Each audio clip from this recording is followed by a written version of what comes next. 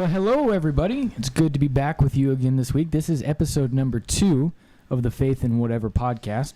We're coming to you live on a Super Bowl Sunday out of Marion Ranch Records. I'm Josh Carman, moderator extraordinaire, and I'm joined today by 2 of our new panelists, and that we're going to be meeting together every week. And we're really excited about this newest addition to our team. Back with us from last week is one James Ewell. That's me, the 6th guy. The 6 of me. And then joining us today for the first time for what will hopefully be a long and successful run is a gentleman by the name of Garrett Gearhart. Hello, everybody. Glad to be here. So, like always, we wanted to just kind of start off with what we've been doing this week. And Garrett, if you would, go ahead and start us off and then just take a minute to introduce yourself before you kind of segue into, the things you've been doing and what's been going on. Yeah, so on this episode 2, I'm excited to join. Last week, I had a meeting with some leaders for adult winter camp. I am a youth pastor here locally in Southern California. That's my day job. Also in charge of a lot of the communication aspects at the church, videos and things like that. So that's why this is your first YouTube video for this podcast. What's up, YouTube? So I do some YouTube video stuff and some other things kind of geared towards students and things like that. Right now, I'm currently pursuing a master's in communication and leadership and new media to kind of do more of this kind of stuff. And really, kind of my passion is really to see the church better communicate and everything that it does. What he doesn't know is we're just making him get that education to make our podcast better. Right. That's specifically why he's getting that requirement. Yeah. He thinks it's for him. He's very wrong. Well, great, man. We're really excited to have you aboard and a part of this. We're really looking forward to kind of the nuance and the further discussion that you'll be able to bring. So, James, how are you and what have you been up to this week? I'm doing well. This has been a good week. Also, you can find me at James Ewell on Twitter. And Ewell is spelled Y-U-I-L-E. Get used to that. It's misery. But this week, this is something I actually wanted to talk about last week, but I bet money to myself that Josh would want to talk about this for what he's been doing, and then he didn't. So now I'm going to do it this time. All right. The Serial Podcast. Oh, nice. So good. So good. I don't know what that is. It's, oh man, there's a major part of your life missing right now because you're not listening to it. It's a podcast. It's only in its 2nd season. It goes by seasons, which I don't know how standard that is for podcasts. It's not conversational. It's ran by one very intelligent woman named Sarah Koenig, and she is an investigative journalist, or was. I'm not real. I know she still at least is. Was, but still is. And she, for season 1, which is the only season I've listened to, I'm waiting for season 2 to kind of get along a bit before I return. But in season 1, she follows the case of the murder of a young woman named Hay. And when it went to court, the person that they found guilty of her murder, Adnan Syed, was Adnan Syed. A real case. Yeah, real this happened case. in Baltimore in 1999. Okay. And 15 years later, she's going back over the entire court case, all the evidence, interviewing all kinds of people, following leads that the prosecution or the defense actually didn't follow. Right, that they just decided they didn't have the time for it, or it wasn't a good lead to follow or something. And she kind of just goes back over it, and it is mesmerizing. It is an amazing podcast, that first season. And put it this way, Josh told me about it a few times, and I blew him off on it. I mean, I was polite and said, yeah, I'll check that out, but I had no intention of checking it out. Standard. And then one Friday night, he said, listen to it now on your way home. Just do it. I'm like, oh, all right, okay, I'll do it. By the Wednesday after that Friday, I'd finished season 1. It was incredible. I was completely wrong. It's 12 hours of listening, by the way. Hashtag Josh was right. So now I do remember you telling me about it. And you thought it was crazy that I'd never heard of it. And I'm not sure how much I'm into serial killers, but if I was, I'm sure I'd check it out. It wasn't a serial killer. It's called Serial, the podcast. So he's accused of committing one murder. But what's interesting, I was actually going to talk about that this week for what I've been up to, because I don't know if you actually know, but they've actually reopened his case. Yeah. So they reopened his case last week, and now she's doing updates as they happen in court. And so it's this very weird play-by-play that we get to be a part of as the listener, and it's pretty enthralling. But even I'm 6 episodes into her 2nd season, which is caught up in current there, and she's doing the Bo Bergman case, the guy who ran off and committed a Dust One in 2009, I believe, when they were in Iraq. Is either Iraq or Afghanistan. So it's a truly amazing podcast. You definitely need to check it out. Yeah. By the way, for listeners, cereal is SERIAL in this case, not like cereal the food. And it's excellent. It comes with high remarks from me. I would listen to the podcast about cereal, the food, though. Yeah, that sounds pretty good. Just saying. So what have you been up to, Garrett? Right now, I'm reading a cool book series called The Expanse. It's sci-fi. So I found out that I like sci-fi, but only a specific type. So it's called what they call hard sci-fi. Best example would be like The Martian. Oh, okay, got it. Like hard science. Yeah, it's super hardcore. No, like hard science. So like the opposite of hard sci-fi. I don't think it's soft sci-fi, but it would be something like Star Wars, where you have like gelatinous sci-fi. Yeah, it's really easy to get through. Something like lots of different alien species and whatever, just super fantastical. So I'm not super into that.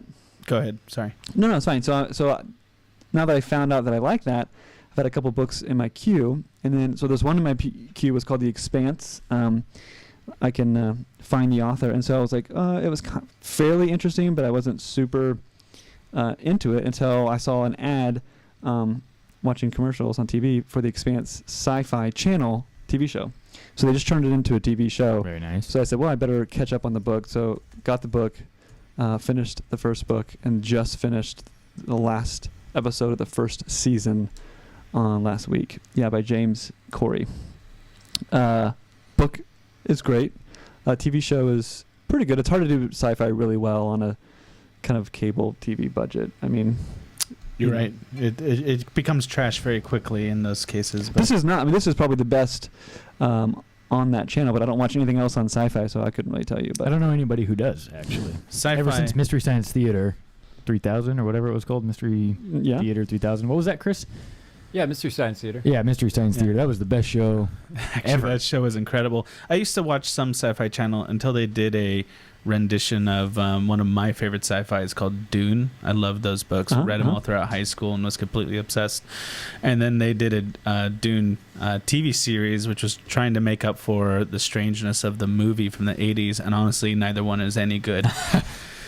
So it's sci-fi's touch and go, right? So you can say, hey, I like sci-fi, and someone could list off 350 books that you've never heard of and would have no interest ever watching, right, or reading.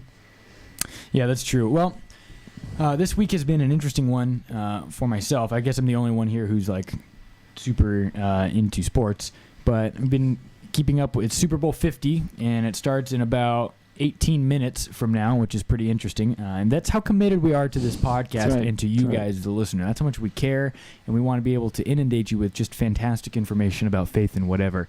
That's our podcast name. And so I've been kind of keeping up with the Super Bowl hoopla all week, and I'm pretty interested to see how this actually transitions out, because we have this huge dichotomy that's kind of been presented. And this will help us actually transition into kind of like our first news category for the day as we jump into that segment here. The Super Bowl itself is pretty entertaining. Obviously, it garners millions and millions of viewers every year. The ads are insane. The revenue for like a 30-second commercial now is well into the millions of dollars, right?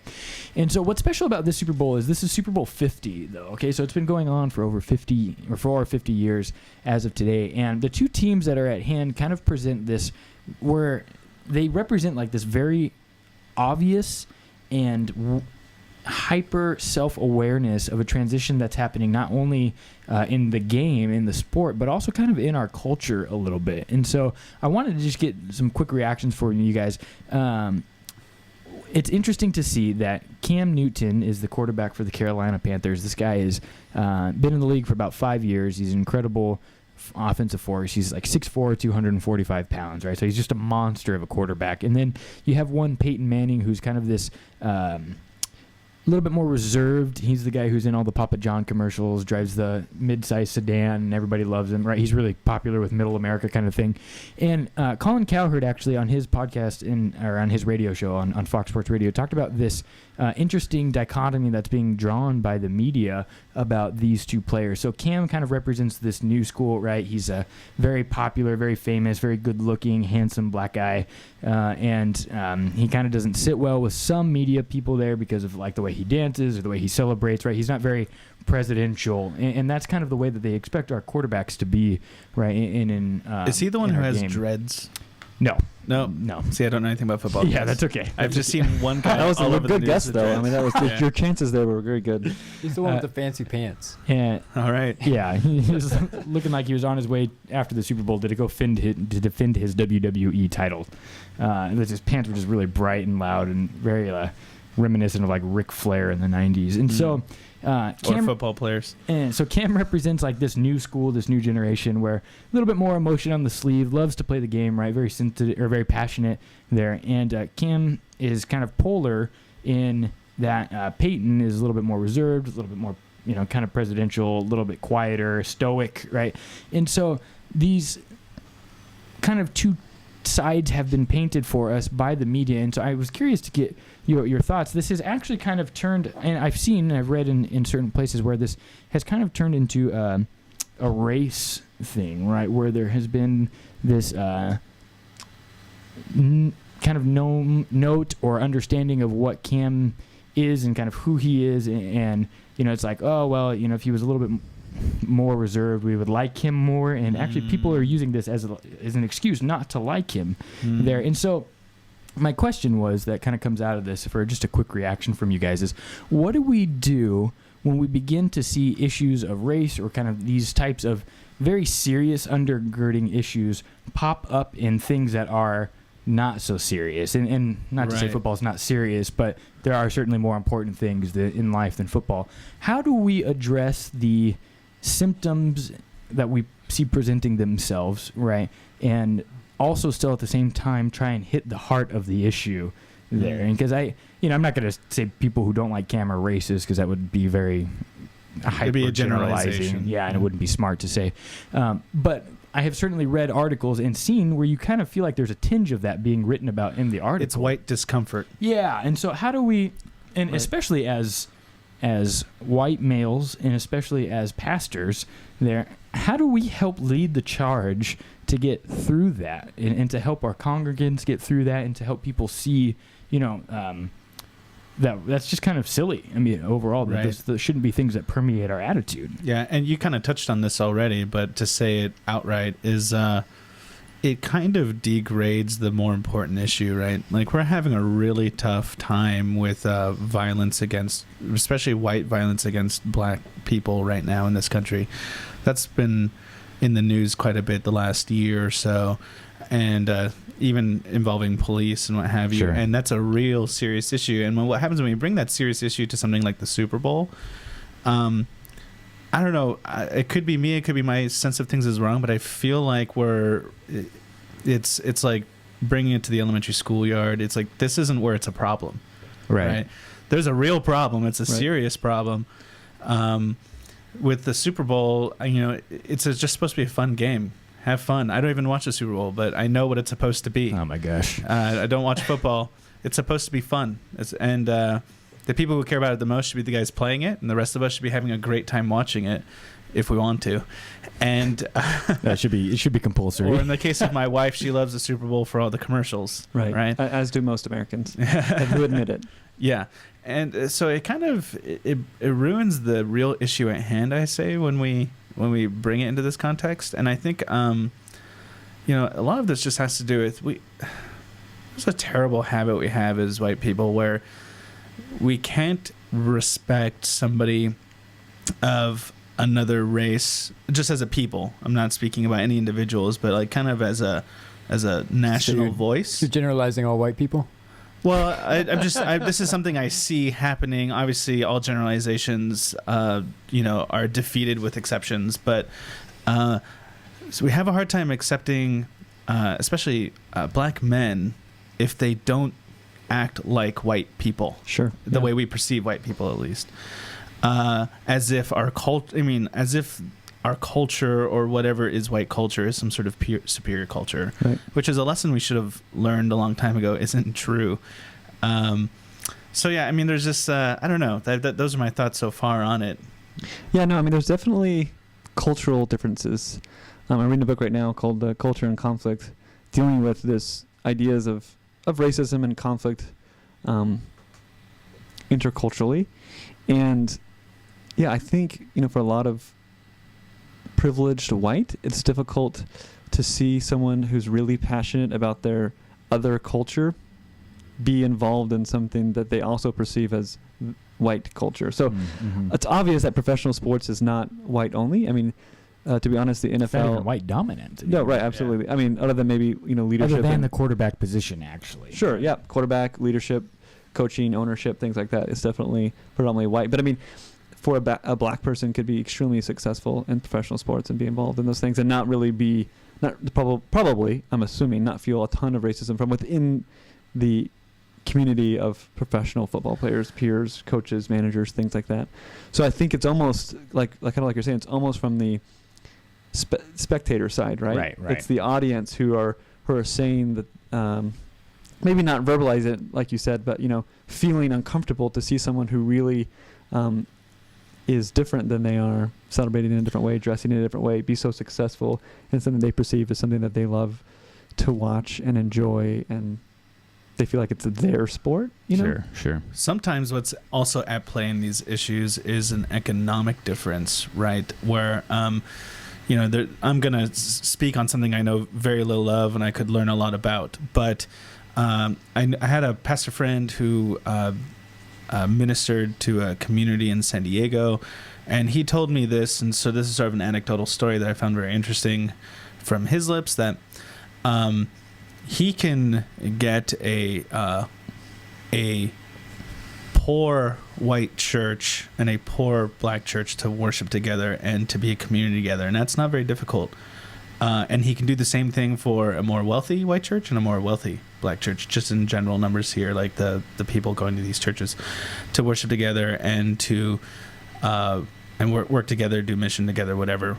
He can't get them to cross economic boundaries. Even within their own culture? Yeah. Okay. He says that's immensely more challenging. And I think sometimes, not all the time, and I'm treading waters where I have a lot to learn, of course, sometimes what's happening is we have a certain culture that's being represented from one race, but it's actually more about lower socioeconomics in this particular case. And then we have like what we're perceiving as a counter-white culture when it's actually a white culture that's a white wealthy culture. Right.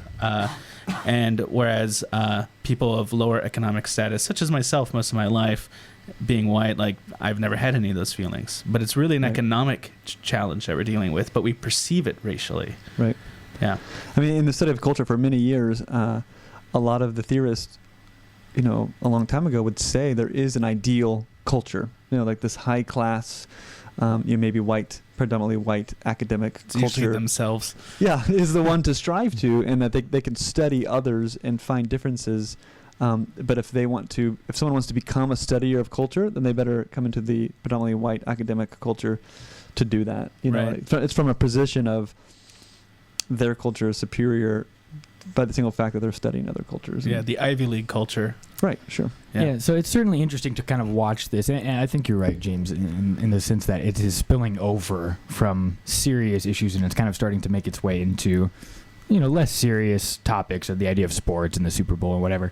So it's just an interesting element to be aware of going into this, Right. Super Bowl 50 year, and I would certainly say that as a culture we've progressed a long way since even Super Bowl I. I mean, you can probably see the exponential growth if you compare culture of There was today like and 20 culture guys back at then. the first one, maybe? And no, still the same game.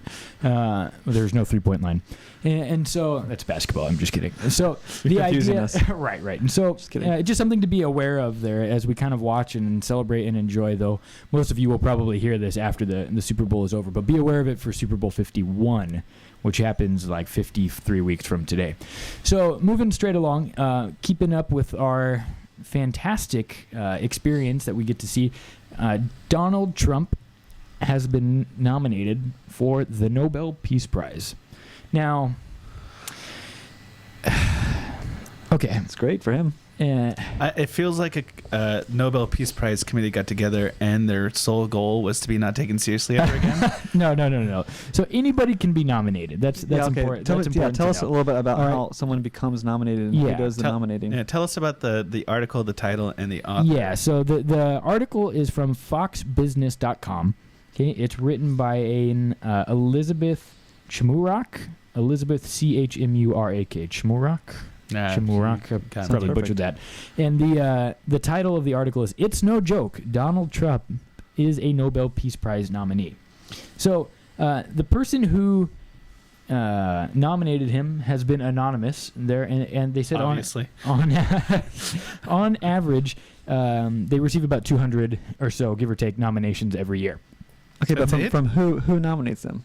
Oh, people can write in Anyone. there, yeah. And so this one says, well, I mean, I'm certain there are.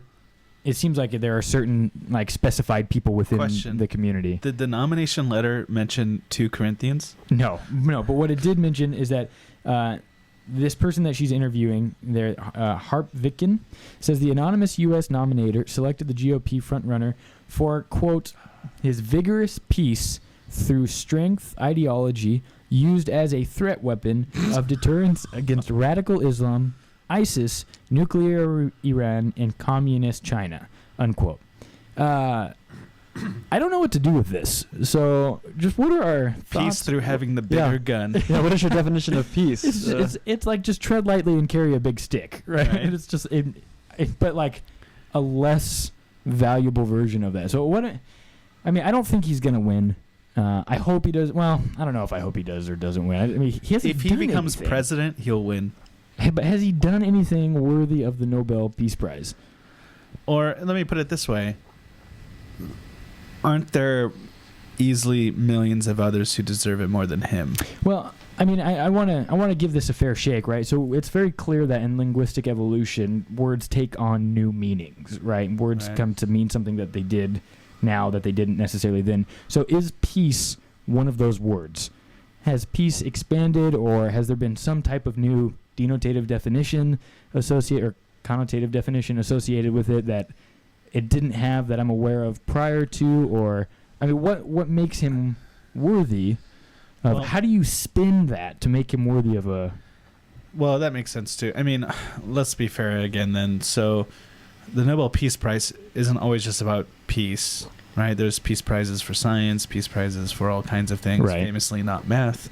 They're Nobel Prizes. They're not peace They're not peace prizes, Yeah. so I've been corrected. Okay, so this is for the Peace Prize. It's not a Nobel Prize. Right. It so is, but specifically in the category of Yeah. peace. his vigorous peace through strength ideology. What is that like? Yeah, I don't know. Ascertaining peace if by he's like done that. forcibly Yelling putting at people people. into peace. And calling them beautiful.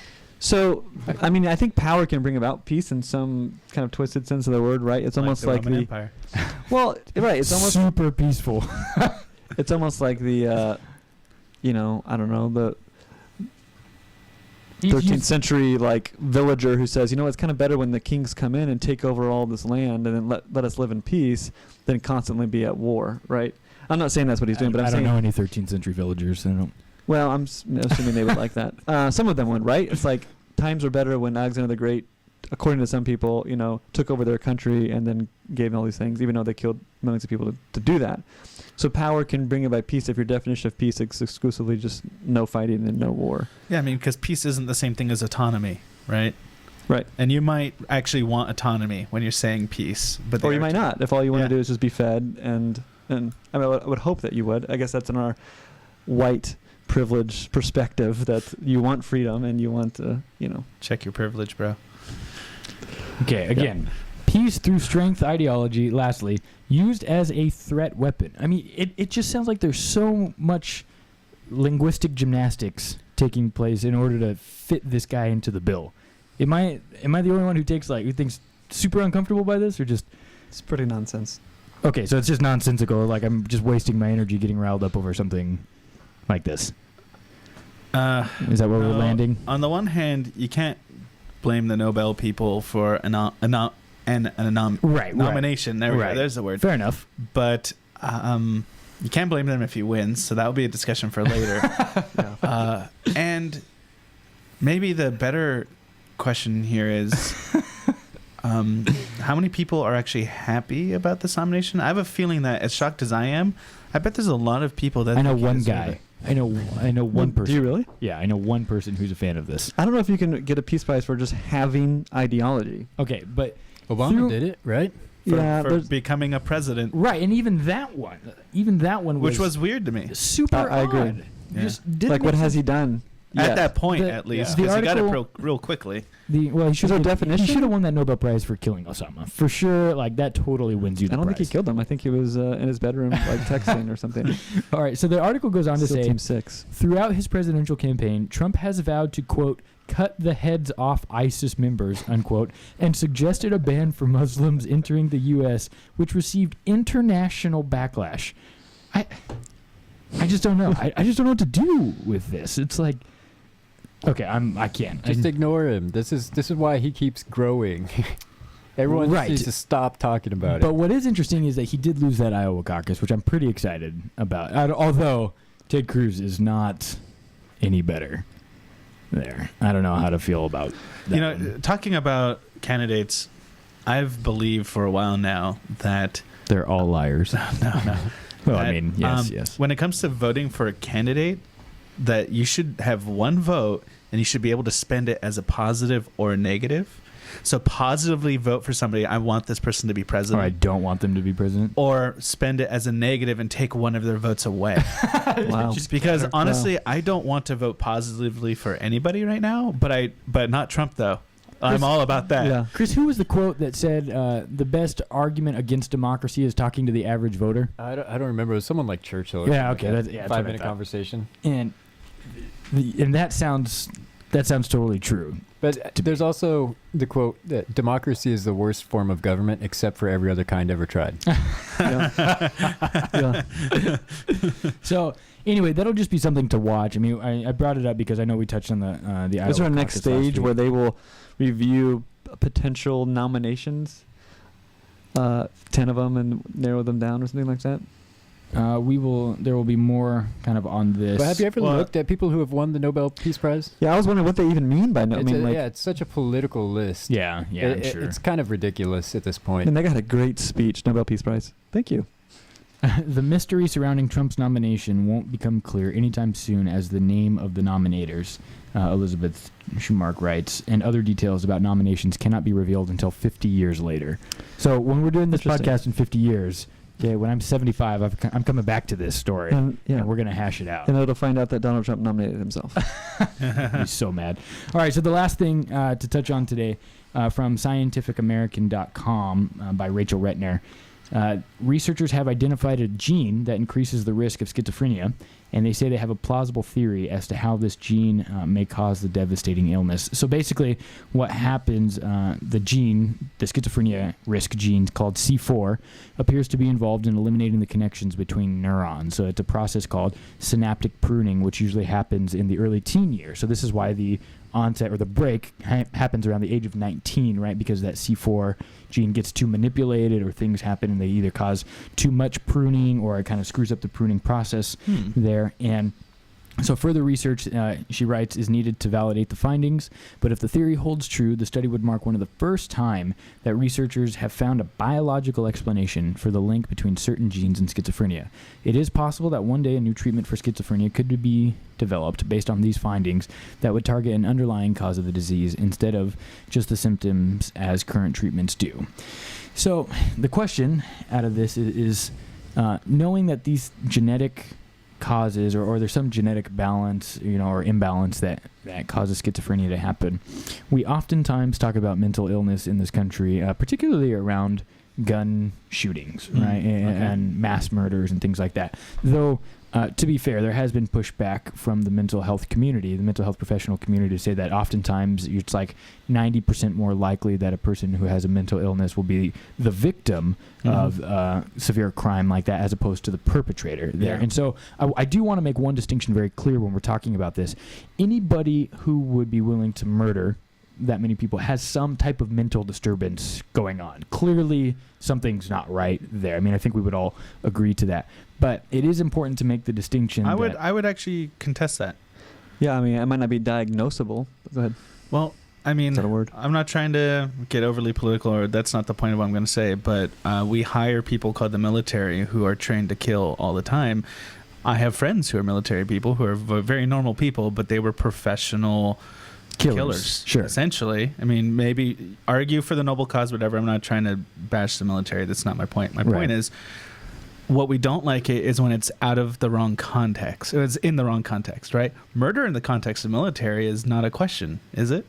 But I mean, yeah, I would say it's a question.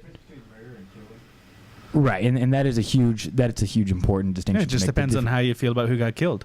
Right. I mean, so, if it's your dad that got killed by a U.S. soldier, you'd probably call it murder. And if you're the U.S. soldier or just on our side of that, whatever that war is, we'd probably call it killed or something else. Even when our soldiers die overseas, we don't say they were murdered. I think that's got a lot more to do with just the language we use in the military. There's a lot of interesting terms we use and don't use in American military. I can't remember which branch, but there's one branch that's anyways, I'll get past that. But the point being is that when we really think it through, there are contexts in which killing is acceptable, especially when it comes to, let's say, executing people who've committed crimes and have been found guilty of those crimes, and they go to be punished for those crimes years later. Somebody's got to essentially pull the trigger on however they're going to execute them, either with chemical or some other means. We see context for killing as appropriate in some places, and we see those people as not mentally deranged. We only see them as there being a problem, possibly, when it's out of our societal context. And I think really the issue that we're talking about here, we would all agree on, is out of the proper societal context that we have constructed. Whether you agree with or disagree is irrelevant to the point of at least this story in particular, right? Because but that's the point, is societal constructs can't help us determine mental illness, right?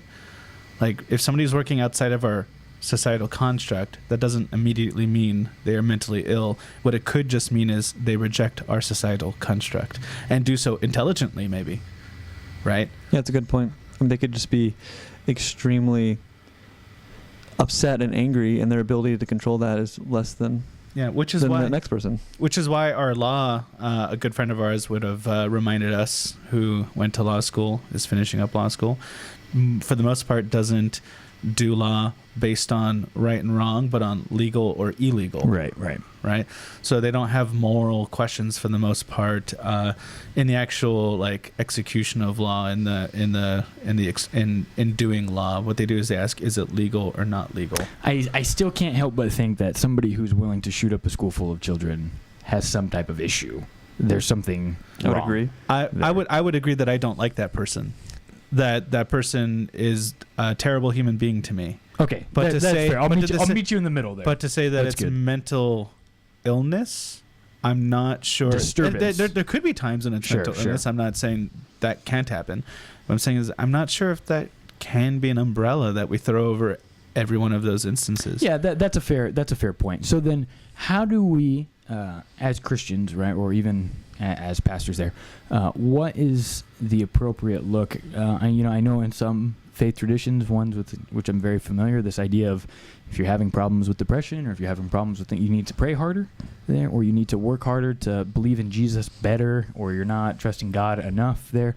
In 2016, how do we kind of tear down this stigma? Or do you think it's a stigma that needs to be reinforced, or should we keep that kind of faith tradition going? How do we deal with that issue of people who are like in faith tradition, specifically within the Christian umbrella, that talk about if you're having problems with depression or anxiety or whatever, you're just not believing in God enough, right? You're not trusting God enough to heal you of your blah, blah, blah. If you go and get help, if you go and get like antidepressants, or if you, whatever it is, right? So as pastors, what do you think is required to help move us beyond that? Or do you think we should actually stay and keep reinforcing that in terms of that belief system there, that setup?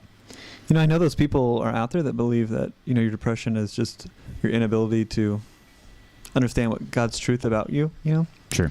I've never met them, but yeah, I think there's definitely that underlying kind of almost judgment that someone's mental disorder can be fixed through prayer and through reflecting on God's word for you. But it's pretty naive, I think, because, I mean, in so many cases, even with brain scans of somebody with a mental disorder that's been diagnosed, there's a vast difference in the way that their brain chemistry is and the way that their synapses function or don't function, a bunch of different things. So it's kind of, I think it's just kind of silly and naive, not really truly understanding mental illness. And the fact is that even this article would say that, it's obvious that we don't really understand a lot about mental illness.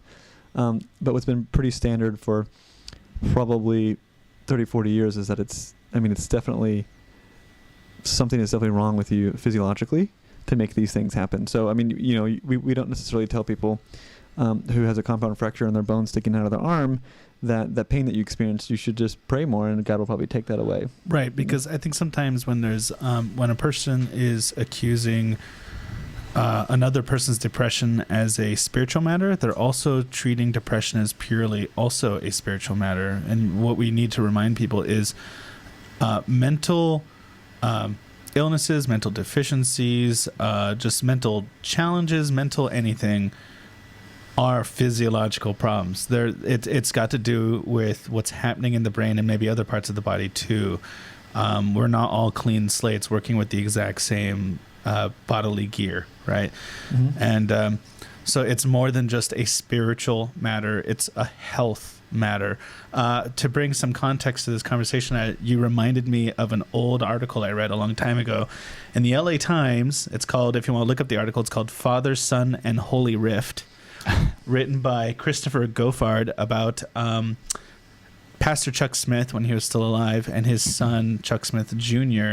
Chuck Smith Jr. was kind of famously or infamously, I don't know how to say that, pushed out of the Calvary Chapel movement, right, because he openly expressed that he dealt with depression and dealt with it pastorally and honestly, and that went against many Calvary Chapel's leaders' perspective of that depression is, they believe there was evidence that you don't have the Holy Spirit.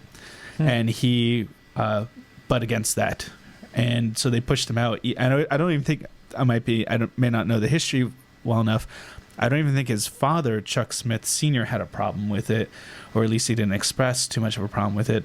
But the rest of the leadership kind of did what they believed they had to do to push out his son, despite being just Chuck Smith Jr. And if you know anything about Calvary Chapel, Chuck Smith was, one step away from being a golden god to them. They loved him, right? Mm-hmm.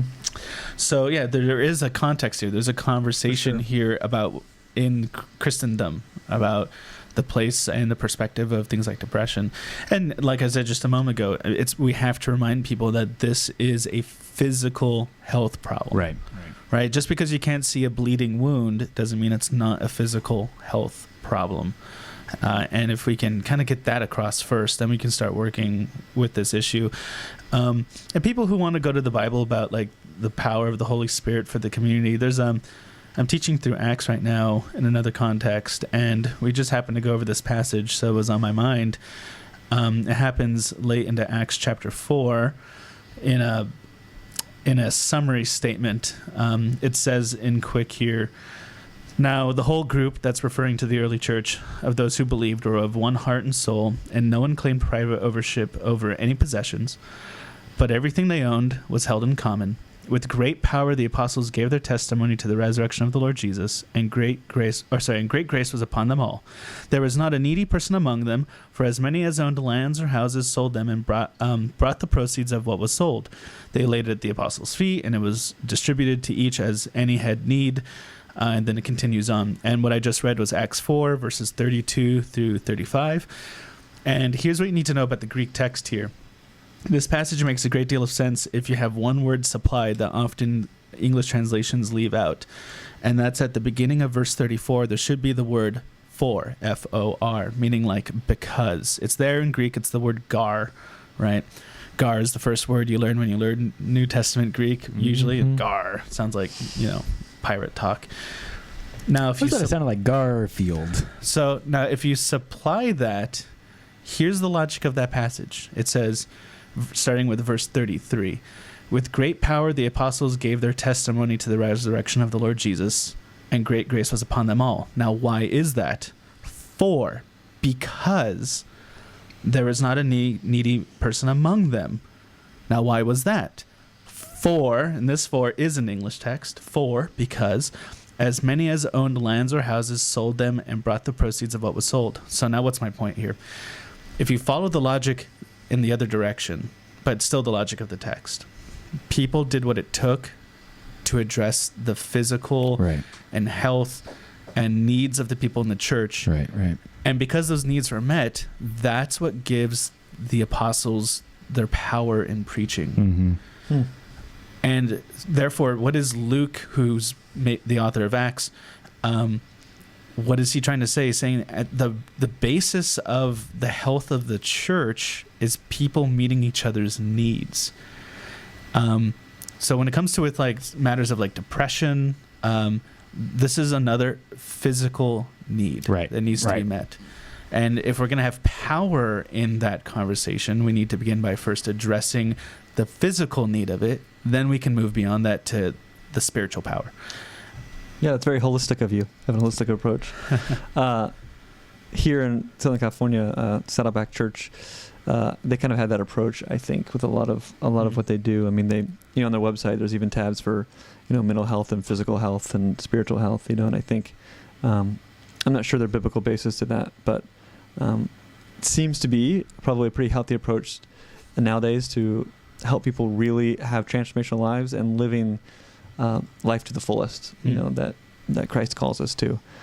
Ignoring someone's physical disease, no matter what it is not going to allow them to experience the life that God has for them, especially the support of other Christians. I remember in my last community that I was pastoring, we had a fairly high percentage of suicides and overdoses for the size of our community.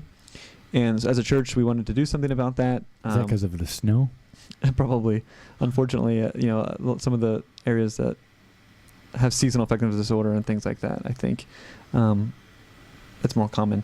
So we partnered with a non-Christian, nonprofit organization called Minds, Mental Illness Needs Discussion, and we decided to hold a workshop at our church for people to come and learn about mental illness.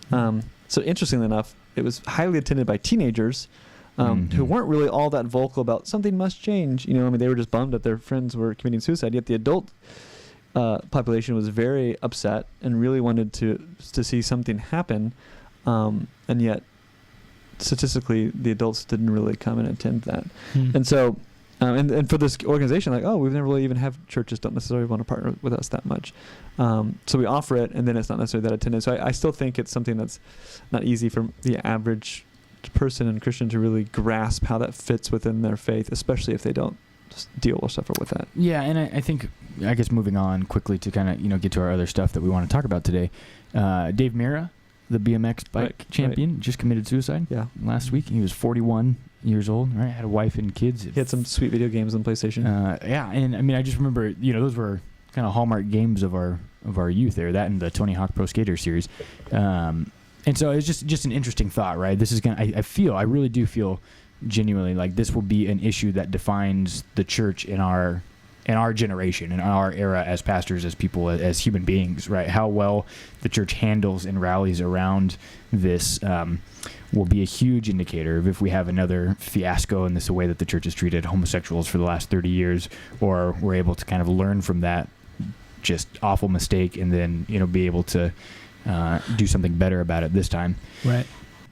We're podcasting live out of Marion Ranch Records. You can go ahead and like and subscribe our YouTube channel. There you can just type in Faith and Whatever into the search, and we should come up there. Also, within the coming days, you'll be able to find us on other podcast aggregates like iTunes. And then if you want, you can like in our page on Facebook at facebook.com/Faith and Whatever. So we're going to go ahead and we're going to keep right on moving here. James, I do believe you are up. You were the supplier of the religion discussions this time. So what do you have for us?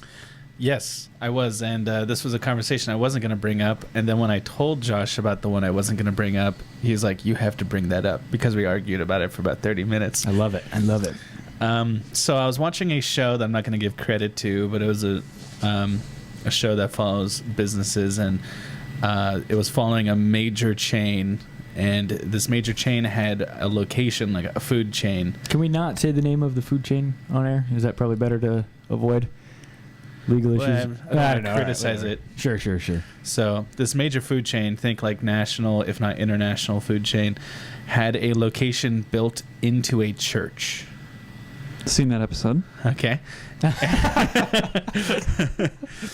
And I wanted to discuss whether you all think that's mixing kingdoms, mixing mission. So define for us what that is. If somebody's listening may not understand the term mixing kingdoms there. Well, obviously, the church is a physical embodiment of God's kingdom, which exists on earth and in heaven. And when we operate as the church, we're operating as an offshoot of that kingdom, as part of that kingdom, with God as king and his will being part of our mission, his mission being our mission. Right. Now, if you have another corporate body, to use that term, that corporate body has its interest. If it's a company, they want to make money, and they want to usually bottom line things, and I'm not necessarily criticizing that, generally speaking, but does that fit into the mission of the church? Should the church confuse those things? I have strong feelings about this. I am not a big fan. And to be fair, it seemed to me, although I couldn't tell from the whole episode, it seemed to me that this fast food chain was maybe working in conjunction with that church, maybe to provide jobs to that local area. So there are positives here. I'm not going to sit and pretend there's no positives. Mm-hmm. But ultimately speaking, I'm not a big fan of mixing kingdoms, mixing what God's kingdom is and what the goals of God's kingdom is with the interests of other major bodies. And that's my opinion. I'll jump in later. What do you think, Garrett? I know what Josh thinks. He's wrong. But what do you think, Garrett? My first response is that that's pretty creative and pretty progressive and probably pretty good and relevant to reaching new people to get them in the church. But the more that I think about it, and kind of this episode in particular, you're signing a contract with a large company that has their own issues and their own concerns. So that could be kind of conflicting to what you want to do. So I'll give another small example. There's a church in Michigan that had a coffee shop that would be open all week long, and instead of staffing that with church volunteers and church staff, they were just going to sublease that out to a coffee shop. They just came in and opened a business in there. But this was the only coffee shop they owned. It was a Christian family, and they ran it probably with Christian values. So I think if you have some control over kind of your contractual agreement of the purpose and the vision and the value of bringing this in here, then I think there could be some really cool partnerships in that. But just bringing in like a Sunglass Hut to your church just because you want to like give people jobs, like I don't really know if that has value. But bringing in, partnering with somebody, I mean at church now you walk through campus all week long and it's pretty empty most of the time. Yeah. And imagine some kind of career training for people who wouldn't be able to get a job otherwise, some opportunities for people to not just provide income but places to meet, third spaces, places for relations to happen, fellowship to happen. I like that idea of it, but again, I kind of agree with you that there's conflicting issues when you as a church are signing an agreement with a national company or just a large company that has their own issues and it's probably just financial. Yeah, and to clarify before Josh jumps in with his differing perspective, I am not at odds with the idea of a church starting its own businesses to give out jobs and running them according to the church's values and keeping it an intra-church mission using business in that way. I think it could be done well. I can see how mistakes could happen, but mistakes can happen with any kind of ministry. So I'm okay with that. I once heard of a church basically purchasing like a small mall area so they could build it back up, open up businesses that were Christian run, and then give those jobs to like bolster the lives and the economic situation of that community. That sounds awesome to me, as long as it's done well. But this was definitely like a major franchise company that the church was wedding in this one scenario. And this is where I see a line Josh has a differing perspective. Yeah, yes and no. I mean, at first when we were initially talking about it, right, we couldn't have been more polar opposites in terms of where I was where we were choking coming. you. No, But this idea, I don't have a problem with this in theory. Even at a major chain like that store was, Even a sunglass hut? even a sunglass hut. All There. right. I think it's awesome when the purpose is expressly to be able to provide socioeconomic mobility for people who may or may not have access to it otherwise. Ronald Sider talks about a lot of the stuff in churches that make a difference. One of his books that was big, and I like the concept of really partnering even with other kingdom-minded entities for the sake of the gospel. Paul talks about that in Philippians 1, right? Some people preach Christ out of envy or strife or jealousy or whatever, and he says, what do I care? As long as Christ gets proclaimed, that's good. So even if the motives at the heart of the company are different, I'm okay with that. However, we did come to this idea where it made me a little bit more uncomfortable when James began to shed light on the idea of the context being a gentleman who had owned several other ones, right? And so somebody who's coming in to open up a shop like that just to kind of get the bargain or the deal there, that makes me more skeptical of the person than the idea in and of itself. So I agree and disagree at the same time, right? I don't have the same initial discomfort with the fast food chain coming in.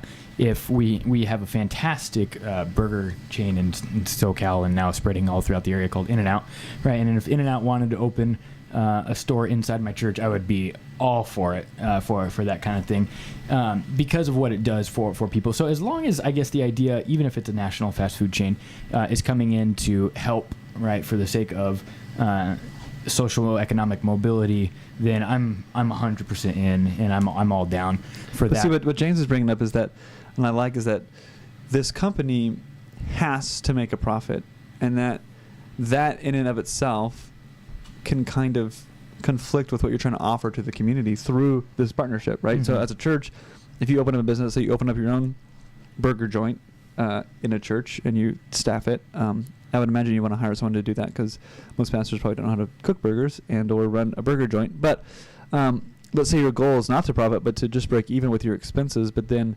offer all these services to your community, whether it's jobs, places to meet, just healthy food or whatever it is. The fact that maybe your concern isn't you don't have investors who are concerned with just making more money.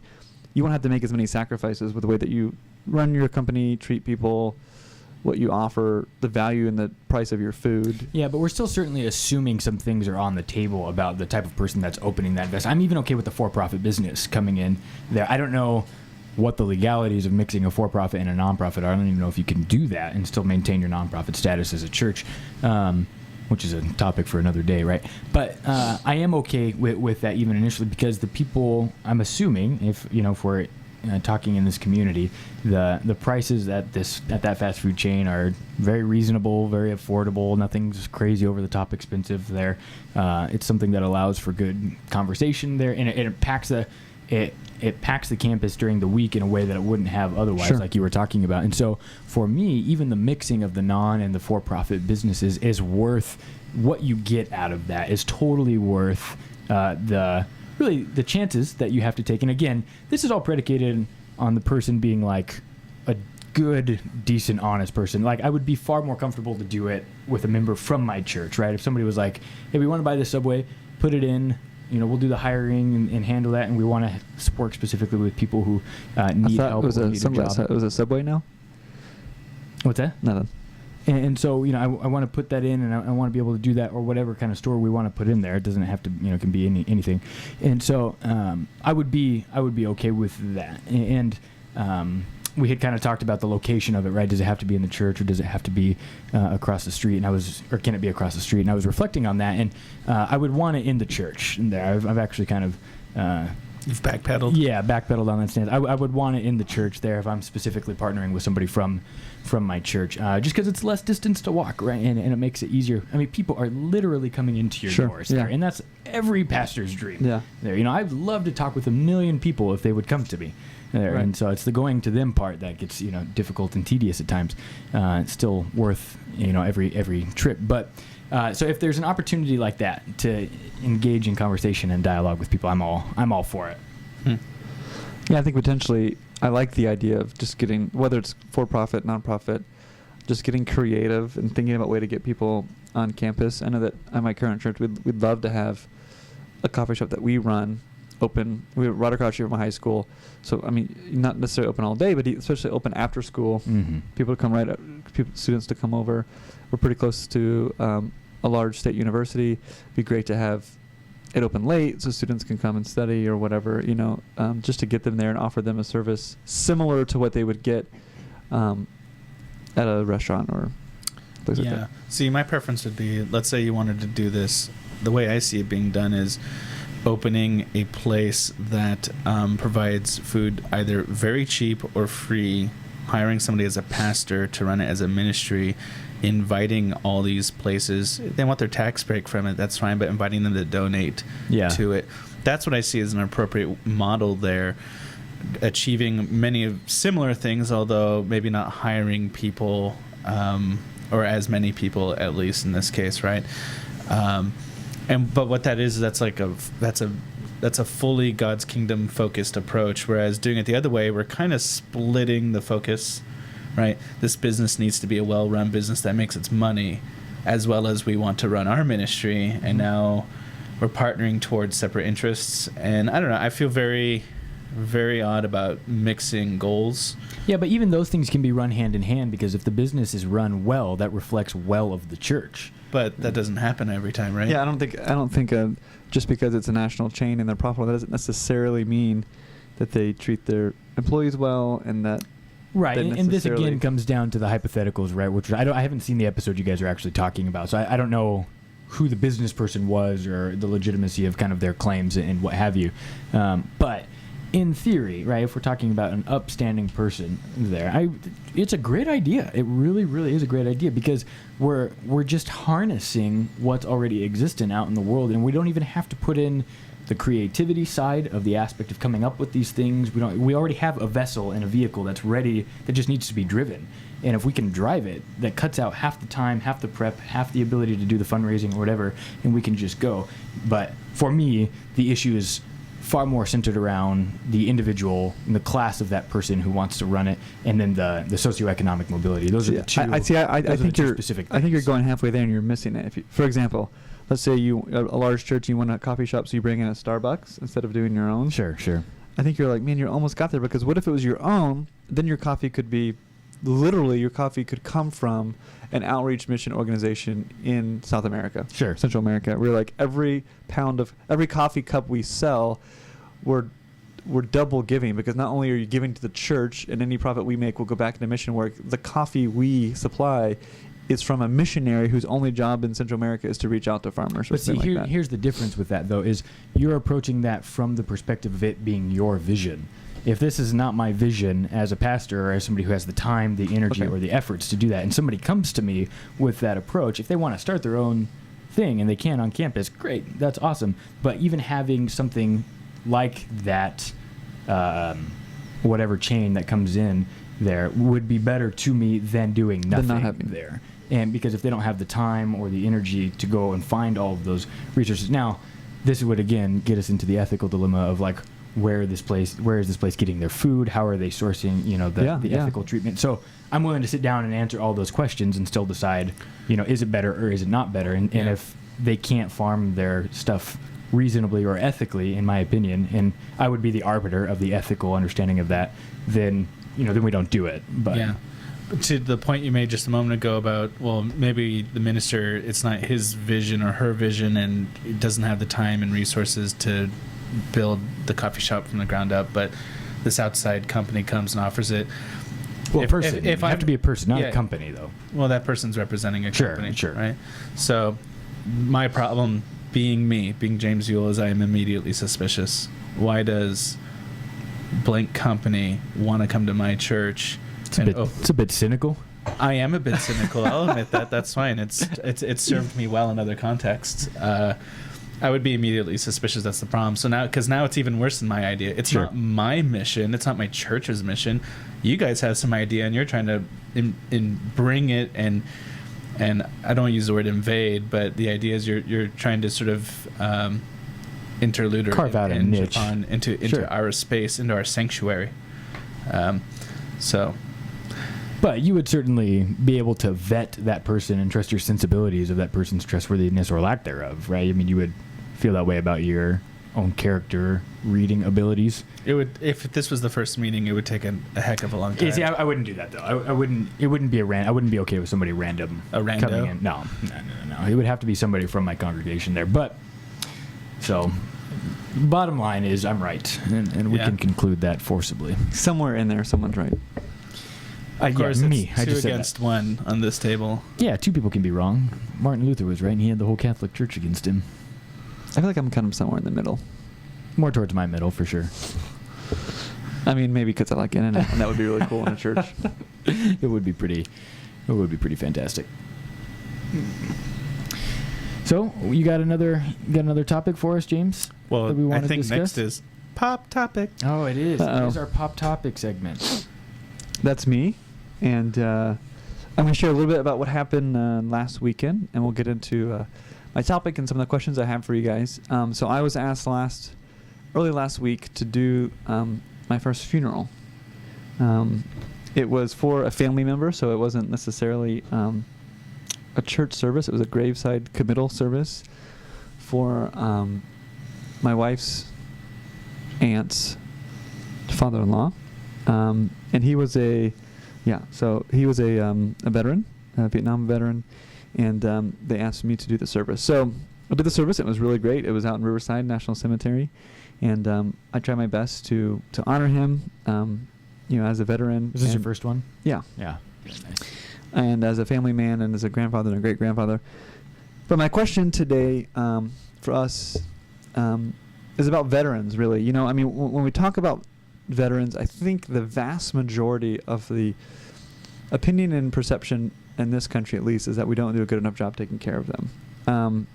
And I can't speak into that, like why that perception is there and whether or not that actually happens. I mean, I know that I'm sure billions of dollars are spent taking care of them. The VA hospitals are some of the largest hospitals I've seen, but of what kind of service they're getting, I wouldn't be an expert in that. Yeah. So, but my question is why do you think that perception is there? And then as Christians, what response or what ethical obligation would we have to treat a veteran or take care of them in some way? Yeah, I think the perception is there, largely due to, at least in this part of the country, especially San Diego, LA area, there's a lot of homeless people who are veterans, and that seems to suggest a pattern, right? That these people are not taken care of. And as an outsider looking into this situation, I've been given the impression by others that it was much worse and it's gotten better. I don't know how much better, but it was much worse definitely for like the Vietnam vets, for example. I know Chris Carmen might have an opinion, might be able to inform us of a few things to help this conversation move forward. Yeah, just one number to be working with. The number of homeless veterans in America was estimated at 49,933 in January 2014, according to the U.S. Department of Housing and Urban Development. Wow, yeah, that's pretty bad. 50,000 vets who serve the country are homeless. So what, you got a word for us, Chris? I think one of the big problems you have with the VA is just the amount of bureaucracy. I mean, it's just out of control, really. And then we kind of, I don't remember if we did touch on it last time or not. Yeah, but slightly. Just Yeah. the whole VA scandal that broke a couple years ago, and how they were just kind of shuffling people around until they died instead of actually providing them with care. And when you have that kind of negligence and incompetence, I don't think it matters how much money you spend. Sure, I mean, even if we wanted reform, imagine how long that would take. How slowly that would get to the actual veteran who needs that kind of support. Yeah, bureaucracy, there's a good and a bad to it, right? The good side of bureaucracy is it moves so slow that it's hard to take advantage of it in many ways, right? Yeah. Hopefully. But it also moves so slow that it's hard to do anything good with it, right? If bureaucracy is at the heart of this matter, which it very well could be, it's what do? Do you fire a lot of people and get a few people to do the job of what had been many people's job, and then can you trust those few people? do they, with less checks and balances from bureaucracy, can they be trusted, and will they do a good job? Will they mean to do a good job and do a terrible job? Right. Just not knowing what they're doing. This is an issue I don't know enough about.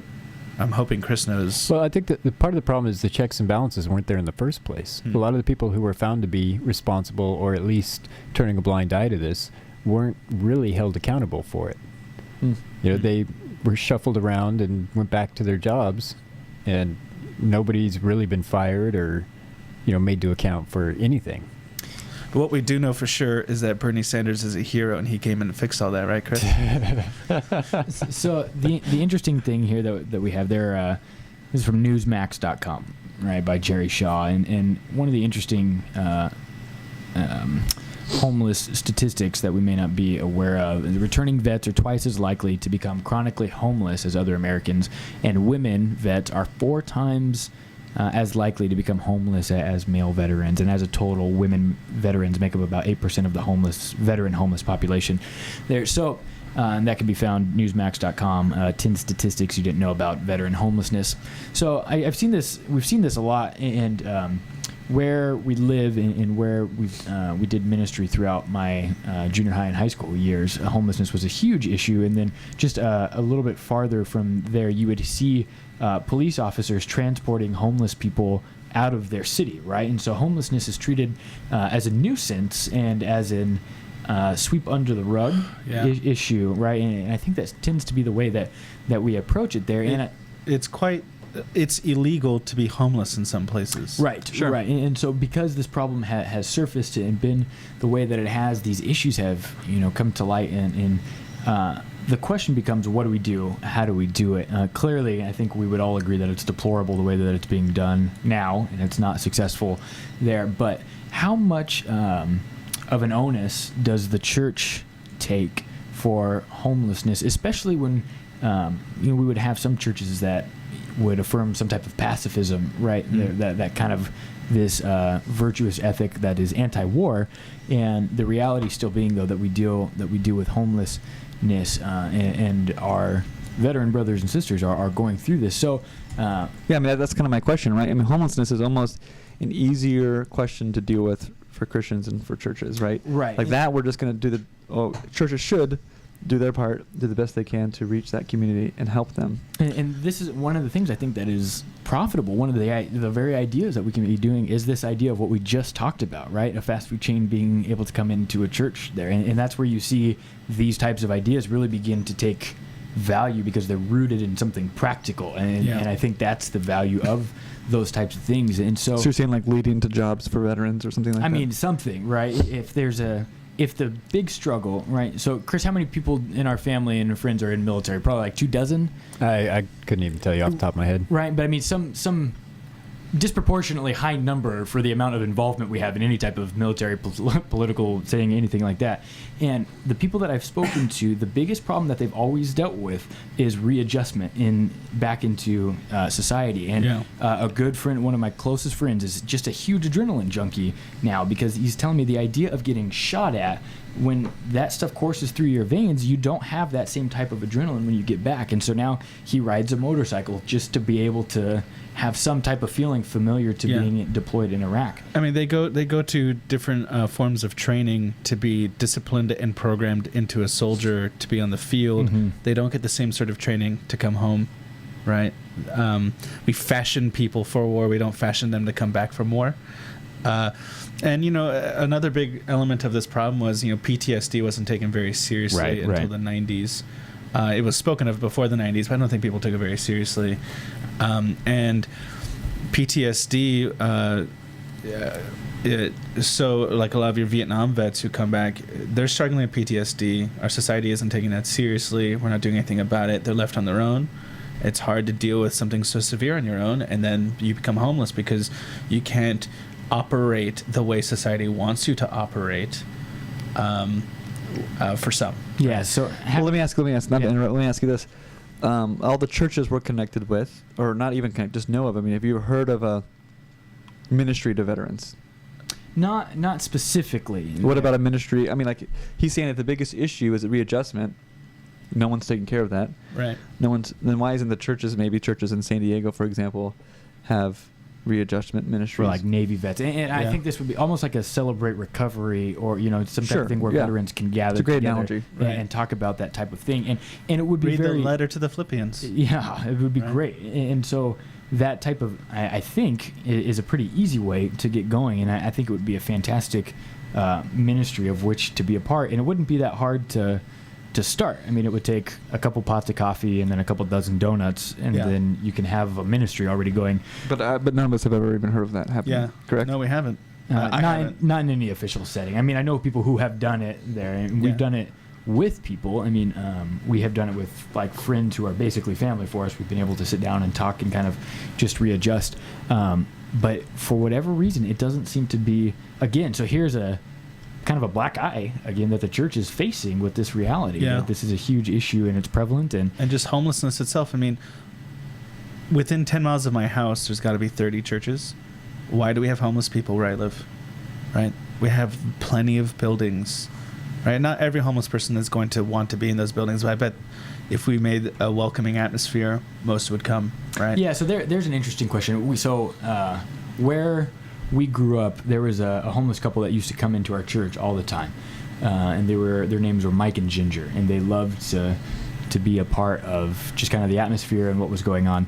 And when asked, why are you homeless, they had just said because it's easier to be homeless. And they, for a time, this would have been in the mid-90s, right? They lived under the 710 freeway, under a bridge there. And my dad would tell me about how he would go and have lunch with them and just kind of the experience that was like. And so how do we, or I guess for those people who desire not to be housed, right, I guess the thing that we do to help is just to kind of continue to meet on their terms, right? Go have lunch with them where they feel comfortable having lunch with. And I think the most important aspect of that, and especially in kind of the homeless crisis that we face in Orange County, is huge. I mean, it's like oddly huge for how affluent we are as a community there. We seem to talk about, I guess I always want to make sure that we don't ever, as people who work in the pastorate, talk about it as if there's a lack of dignity, right, associated with that. And so it becomes an interesting balance of trying to be helpful, be sincere, but also let people make their own decisions. But and then it dovetails right back into mental illness. If you're gonna they're all connected today. If you're gonna do this ministry, nobody, not a single person that I know, wants to be patronized. Yeah. So don't patronize. Patronize me. I'm a fan. No, I'm a fan. Yeah. Sometimes we make this mistake of going into homeless ministry where we are going, and it comes off patronizing, where we're going to come with all these gifts and we're going to be saviors of you, and we're coming, not serving you, we're going to save you. Yeah, and we're coming out of our communities and entering yours, right? And that's a favor to you because we're so awesome, right? You need to ditch that. If you're going to do homeless ministry, you need to come as a friend. It's okay to bear gifts, but bear them as genuine gifts, and don't overdo it with no expectations. It's like, if you ever received a gift that was way too good for you, like that becomes very uncomfortable in itself. When my wife and I got married, somebody bought us a very expensive pair of watches, and I'm talking very extravagant. And I did not know what to do with that, because I'm not going to wear this watch because that's not who I am. Not economically who I am, but personally not who I am. And so you what didn't did think to hold on to that for me, huh? Right. So what my wife and I did at the time, Josh would wear them, I promise. We didn't need watches. We needed diapers, and we needed rent, and we needed all kinds of things because that was our situation in life. And so we took a bunch of pictures of us wearing the watches and doing things with them for a day. Then we put them right back in their case. We took them back to the store they were purchased, and we got the refund for them. And then we bought diapers and such things. That's what we needed at the time. And I hope that person isn't listening to this podcast. I don't mind now if he is. So obviously a different situation, a bit of privilege in that situation, but the idea is come bearing gifts that are appropriate to the context and meet the actual need. You don't need, so if you're going to do ministry, do it not with this idea that we're doing a favor for you, that we're coming out of our context and entering yours, and don't do it with this notion that you can come bearing great gifts. Come bearing appropriate gifts, and come to be friends. That's what's needed. Yeah. Yeah, it's an interesting. Poverties.com is an interesting website where a bunch of guys who are local to the area will gather, sell shirts, gather the profits from these shirts, and make supply runs to LA. And I was talking with one of the founders of it, and he was telling me that when he would go out for years, it was all about this idea of bringing food, bringing meals for them. And then he sat down to actually talk to one of the guys one day and asked him what he needed. And the guy said, it'd be really cool is if you just had a book. And just because there was so much standing around during the day, and there just wasn't that much to do, and so there was this desire to kind of be able to engage in something that would captivate and take away from the reality that they have some entertainment. Yeah. And so he said, so I just started bringing him books there, and it became a very helpful and a very kind of hospitable friendship that has developed out of that. And they're at poverties.com. You should check them out. They're doing a lot of good stuff. Now the plus side of that, Poverties? POVERTEES.com. Yeah, we can include that in the link. We can include all these links in the YouTube video description. And what's important here is he asked what that person needed, and the answer was books. So what the listener shouldn't do is say, I'm going to buy tons of books and give them to homeless people, right? Because that isn't going to necessarily address all those needs. You buy books for that guy. Right. You're going to come off as, I'm the educated one giving books to you non-educated people. Sure. Right? That's the danger there. You need to address the need as the context itself gives, right? Well, that was a very riveting discussion. Yeah. That was a good addition, Garrett. So, we are nearing the final segment of our time today, and again, we are broadcasting out of Marion Ranch Records there, and you can find us at facebook.com/faithandwhatever, and you can also find our YouTube channel, and don't forget to like and subscribe, comment, and tell us what you would like to hear about in those comments, or what we could talk about, or tell us how much we suck. And then like and subscribe to us anyway. So our last game, or our segment today, is the our best segment our fun ever. game that James is we'll see oddly obsessed with. If you remember last week, the answer was King Eglon's Bowels, and so that earned James the nickname James the Scatman Yule. No, it did not. So we'll have T-shirts According to for Josh, you. it We'll did. have T-shirts for you that you can buy that says Scatman on them. Though that might be a little bit weird. it's okay. They're from Poverties. Like like Poop Man or something like that. So Bippity-bop. Garrett wanted to take a run. Garrett was itching Yeah, I was to really take excited. a run at doing the 20 questions game for us this time. So hopefully you brought something a little bit better. Well, Remember, the only hint you can give is just to give us a context. Okay, all right, here we go. It's completely unrelated to anything we've done. so it's not biblical. Not biblical. Great. The answer just came out of me like let's just be interesting, possibly difficult and fascinating. So now you're asking me the category, right? That one's hard. I mean, fairly difficult to. I'm going to say, for the sake of a hint, geographical. Geographical. Chris, we're probably going to need you in this one. So if you wouldn't mind joining us, Chris Carmen runs all of our tech stuff from behind the board. Okay, so I propose we take turns asking questions. I'll start. Western Hemisphere, Eastern Hemisphere. So Western Hemisphere, yes or no? Yes. Okay, Western Hemisphere. Northern Hemisphere. You have to make it yes or no. Yeah, is it the Northern Hemisphere? It is. Okay, so Northwest Hemisphere. That's good. Good Yeah. start. Yeah. Is it? I'm gonna be mad if it's America. America. Is it in the United States? It is not. Well, I'm out. That's about all I got. I don't care about anything outside the United States. Is it? I told that teacher lady the only thing I need to know. Would is it be US in a and country considered within the Americas? Aren't they all the Americas if it's in the Northwest Hemisphere?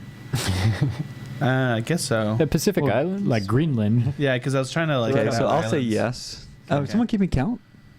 You are. You are. You're the. That's question You're 4. gay, right? We're on question 5 now. That's a breathing so word. It's something as a part of the. We said something in the Americas, right? Sure. Yeah. Is it something in Mexico? It is not. Canada. Okay, Chris? America's top hat. You should ask if it's in Canada. Or not. America Junior. Is it in Canada? No. See. How's this in the The Americas? North Pole, isn't it? I want to punch you so hard. You're up, It's question 6. James. That was 7, actually. Okay, is this a landmark? You'd have to better define that for me to answer that correctly, Like a or re-ask it in a more simple. well, like less a, generic. Oh, let me make it more specific. Is it a naturally occurring landmark? No. Okay, Naturally occurring. like the Grand Canyon would right. be. So the idea is that it is man-made. Is that a question? No, I'm talking to James across you, but I was hoping you would give something away No, from I'm your not going facial to. expressions. But that clearly didn't work. This game is just awful. Why do you feel that way? You have plenty of questions remaining. All right. Is it a man-made? Whatever James said. Thing. Yeah. Object. It is man-made. All right. All right, this is an official So no guess. I'm aliens, throwing it out right? there to my teammates. I'm thinking Panama Canal. Boom. All right, Chris. Do you make guesses, or do you just get all the way to? We can do whatever. Technically, by the 20th question, we have to ask, is it that Okay. thing? All right. So, is it in? Nah. Man, I don't know. Is it a like a government landmark, like a monument type thing? It's not commemorating anything. Yeah, that's the word I was looking So for. no. Thank you. Is it in an island country? It is not. I think we've successfully eliminated all of the northwestern hemisphere. It's not in the Americas. Yeah, because you got I Central said America, yes to the that. Northwestern Hemisphere. I said it was in the Americas. But you said not Mexico, not America, not Right, Canada. but Central America is in Ah, dang it. North America. Central. like Chile, kind of. Oh, or South America too, No. right? You said America. When you said America, South America is southern. Everything hemisphere. north but it's of the northern Ecuador. hemisphere, so north of Yeah. the equator. fair enough. So like Brazil, Chile. No. No, Those don't places know. all be in the southern. Those places would all be in the southern hemisphere. Yes, Is what I'm right, saying. Yeah. Right. Right. My geography's not that bad, bro. I tell you all I about have a first feeling century this is gonna be geography, like though. in Honduras. I think It you've better asked not be Atlantis. I'm gonna be alien. fictional. I think you've asked 12 questions. All right, so Jeez. I think you're up, James. No, I just asked one. Which one? I said, is it in an island country? Oh, right. So it's somewhere in Central America, north of Ecuador. Or it could be in the Caribbean. Well, he said no island. I said no. Oh, to yeah, that. that's right. Okay. So what are the countries that are? I don't know. I need to get out of. No, we Dumb can't. map. We can't use a map, can we? Yeah. Well, that kind of cheap. Apparently, James can. Yeah, Well, we that's don't kinda- have enough questions to ask about every country in Central America. Right. So you got to narrow it down better than that. Is it the Panama Canal? It is. Oh! Josh Carmen, 2 weeks in a Oh. row.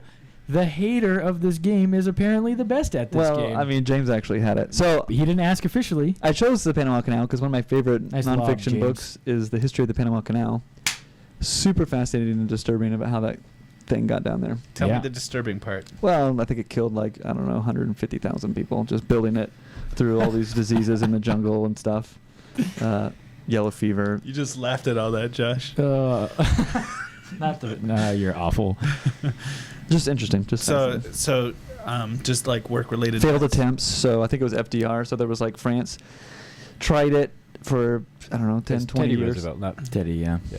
Yeah, right, Teddy Roosevelt. And there was just tons of disasters, and then America took it over. And remember, we had leased it for 100 years, and then just 5 years ago, we gave it to the country of Panama. Now, because of that, there's this fascinating culture of lots of Americans that live in that area, churches, a lot of Anglo-white culture, churches and things like that in this otherwise completely Central America country. So the book, which I don't have all the, it's just really fascinating. It's one about how that came to be. There was questions of tunnels and things like that back in turn of the century engineering. It was going to be in other countries at certain times and involve lakes, and yeah, it's just fascinating. Seems like a Crazy. giant headache to try Yeah. and build. Yeah. Well, Josh, do you want to remind us all the places that people can find us Yeah. and speak with us? It seems like we are reaching the end of episode number 2 of our podcasts on faith and whatever. You can find us at youtube.com, or you can just type in Faith and Whatever podcast into the search bar. We should appear there, and then we will be on other podcast aggregates by the time this episode hits its full stride and full debut there. And so you can also like us on Facebook at facebook.com/faith and whatever. And faithandwhatever.com is our website. It's coming soon. Coming soon. Sure. So you want to tell them how they can reach you guys, your individual plugs there? Yeah, sure.